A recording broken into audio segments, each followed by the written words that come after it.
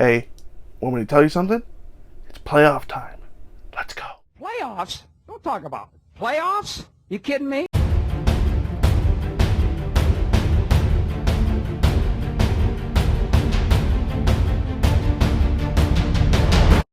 Welcome back to another weekly prediction. This week it is for the Super Wildcard weekend. And let's just say this slate of games has been one of the best slate of games we're going to have in a very long time.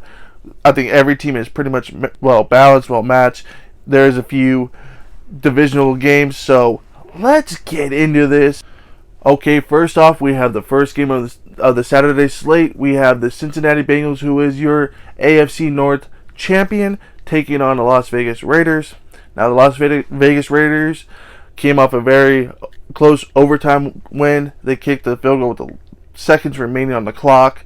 Everybody thought they were going to tie it, but Chargers head coach, he called a timeout. That changed their plan, so they decided to kick it, which allowed the Pittsburgh Steelers to move on. But let's talk about this game going on. I could see Joe Burrow and his offense continue to go, and their offensive power is amazing. I think they could shred this Oakland Raiders defense, but here is the key for the Oakland Raiders. They need to win in the trenches. They need to provide pressure against this offensive line, which is their weakness of the Cincinnati Bengals, and get pressure on Joe Burrow. If they could do that, they could stay in this game and have a chance to win. Also, on the offensive side of the ball, Raiders need to pound the rock. They need to get Josh Jacobs going because I think the Cincinnati Bengals run defense is their weakness part. Even though they're still good, that's their weakest part of their defense. So if they can get that run game going and provide pressure and win the game in the trenches, I think this game could be close, and I think they will win. So with that being said, give me the Las Vegas Raiders with an upset and moving on in the playoffs. Alright, next we have the AFC East champions Buffalo Bills taking on their divisional foe, the New England Patriots. Now this is the third time they played. Both have split and they lost at home. New England beat Buffalo in Buffalo when they had a crazy weather game. Weather's not going to be as bad this time.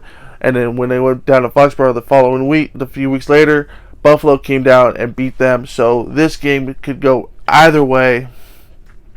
Buffalo's offense is getting it together. Their defense is playing phenomenal as well. Patriots, on the other hand, their defense have been allowing teams to rack up yards, and Mac Jones has been struggling the last few weeks. They are 1-3 going into playoffs, so I don't know how momentum is going for that. With that being said, I got the Buffalo Bills winning this game. I think Josh Allen and Stephon Diggs are going to torch this defense, and I think Mac Jones is going to show his rookie flaws and make a few mistakes, and that mistakes are going to cost him. So give me Buffalo moving on. Sunday's slates, we have the Tampa Bay Buccaneers hosting the Philadelphia Eagles. Now, in this game, I think this is going to be the worst game of the week. I don't think these Eagles match up fairly well with the Tampa Bay Buccaneers. I think what Eagles want to do is the strength of what the Tampa Bay Buccaneers defense is. Philadelphia likes to run the ball. Tampa Bay has a stout run defense, and Eagles also like to spread it out, but the Tampa Bay Buccaneers have fast linebackers that love to play sideline to sideline. So this game, I think, is going to be very unmatched, in my opinion. With that being said, I think Tampa Bay, even though they're depleted in wide receivers, I think they get the run game going. I think they work the tight ends with Gronkowski.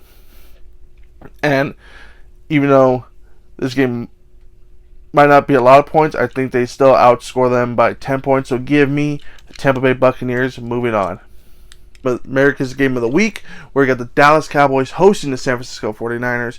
This game is going to be a very good game. Both teams match up with each other very well, and it's going to be interesting to see who wins this game.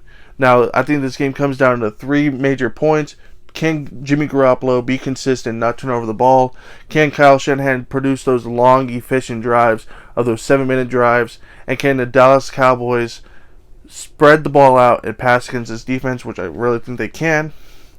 But Dallas Cowboys, here are the few things I would knock against them.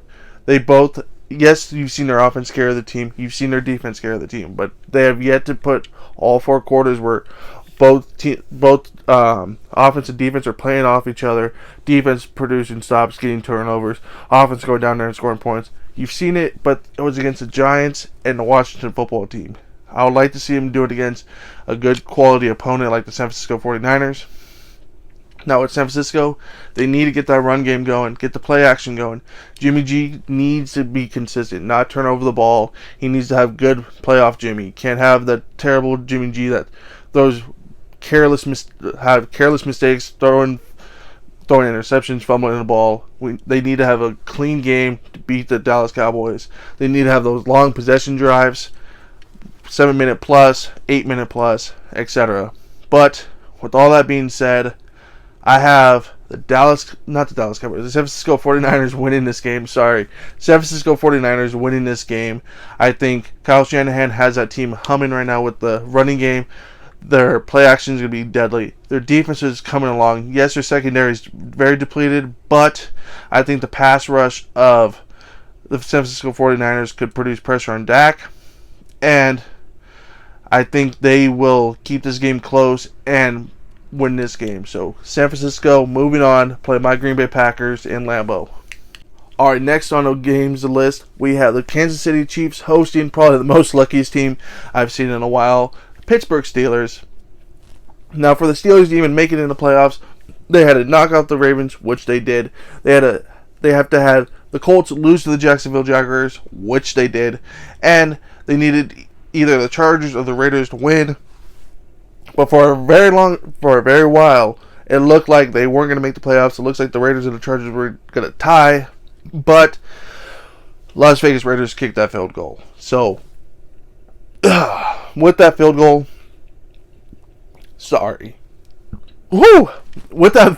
my bad.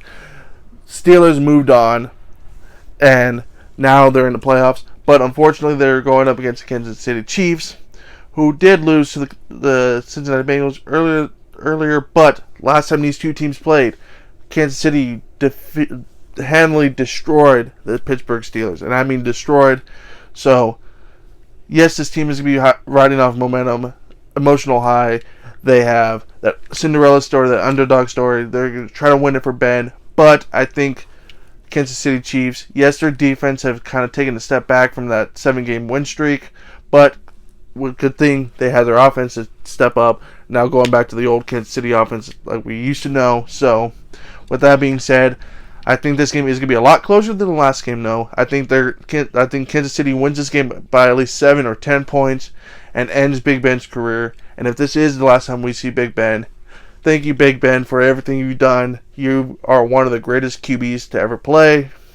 You're definitely a Hall of Famer. You will be getting that gold jacket in 5 years. So, congrats on an amazing career. Sorry I had to end like this, but I don't see you guys moving on. So give me Kansas City, moving on. Okay, with the last game of the weekend, we got the Monday night game where you got the Los Angeles Rams hosting the Arizona Cardinals. Now these guys are divisional foes. They know each other, so they match up very well against each other. But the one thing is, Arizona is going to be without DeAndre Hopkins, Kyler Murray's #1 target, and it's shown when he's not playing, Kyler Murray looks completely different. So that is going to be something you have to look out for. With the Rams, this is going to be Matthew Stafford's first ever second playoff game, but if not first ever playoff game. So he's looking for that first playoff win to add to his legacy, because if he loses, that could be tarnished to his legacy. Rams are also in win now mode. They put all these chips together, getting Odell Beckham, Von Miller, etc. Matthew Stafford. They traded Jared Goff in a first-round pick to Detroit for this, so they need to win this game. This is a must-win game. With all that being said, I think losing DeAndre Hopkins, being still a very young team, you have a young coach, young QB in Kyler Murray, I think they're a few years out, or maybe a year out. So give me the Los Angeles Rams winning this game. I feel like all the pressure is on the Rams, so I think that's going to show the best out of McVay. I think he's going to want to win this game, because if they lose with all that star power, it's going to look pretty bad on their part, because they have no first-round picks within next few years. So it's pretty much win now or have to hear it from their fans. So give me the LA Rams moving on. Alright, there's my picks. That was my predictions for Super Wildcard Weekend. If you enjoyed this video, please give me a thumbs up. Comment down below who you have winning. Who do you agree with my picks? Hit that notification bell. Share this with your friends because Saturday I'm going to be dropping a video for my playoff bracket. That's going to be coming out Saturday morning. So come back and watch that. If you guys enjoyed this video, give me a thumbs up. Share this with your friends. Comment down below. Like I said, all that fun jazz. Follow me on Instagram. Follow me on Twitter. I'm going to have all that down below. And as always, go Pack Go.